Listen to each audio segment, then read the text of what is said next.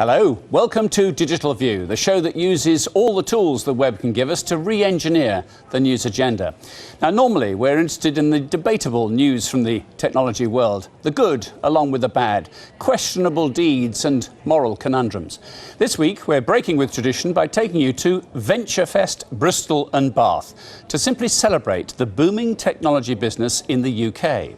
Now, while we were there, we met with business leaders, aspiring app developers, the guru who thinks green technology can save the world, and the man who started one of the world's biggest websites from his bedroom. Here's how we got on.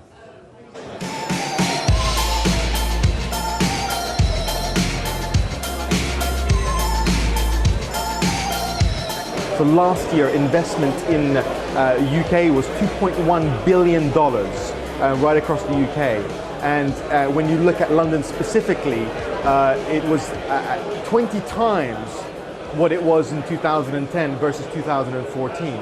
So investors are seeing talent, they're seeing great ideas, and they're seeing great businesses that they want to invest in.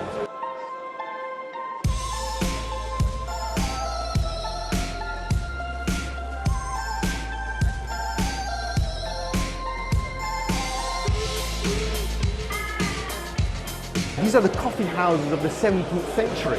This is where all the discussions is being had. This is why it's so exciting, because it's creativity that drives innovation. I, myself, as well as the organization, want to increase the social standing of entrepreneurship. You know, when I had my own business, when I came out of university, and I said I was self-employed, it was something I mumbled on my first dates, you know, and it was something that I found very hard to explain to my parents. But, you know, the social standing of entrepreneurship is much, much higher than it was, and that's what I want to continue seeing in this country.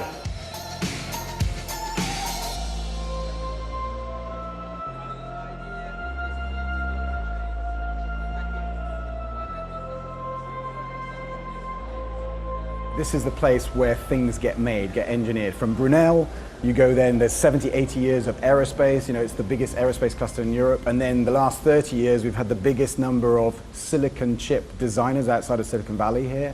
And then bit by bit, you add all that together, and this area makes stuff. We really like making stuff, engineers. And then if you mix that together with a really important ingredient, which is the creativity of the area, you know, you can be, examples like Banksy is an obvious one, but actually there's a whole attitude of originality, of thinking and creativity, and you mix those two things together, you get a unique set of crossovers. This is Joel Hibbard from Open Bionics. Joel, welcome to the program. Now tell us what you developed here. So this is a robotic prosthetic hand for amputees, and the innovation that we're doing here is trying to make advanced upper limb prosthetics much more affordable and accessible. And the main technology that's helping us do that is 3D printing. Because we're using 3D printing and every single unit is a one-off, it's intensely personalized and customized. So what we do is, if somebody has their other hand, we're taking a photo of it, taking measurements from it, and then applying those to our 3D model, so that the hand is a mirror, the robotic hand is a mirror of their other hand.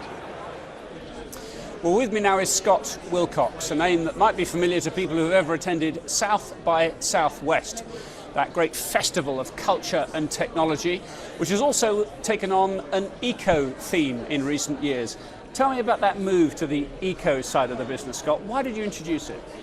So I've been producing South by Southwest film, music, and interactive for 20 years now. And then 4 years ago, I was personally frustrated by, I think, the lack of consolidated progress in the United States around eco. And it's been a passion for a while, and I thought, what better way to kind of help propel this area than to create a conference about it. And so we were able to take a lot of the mechanisms and the learnings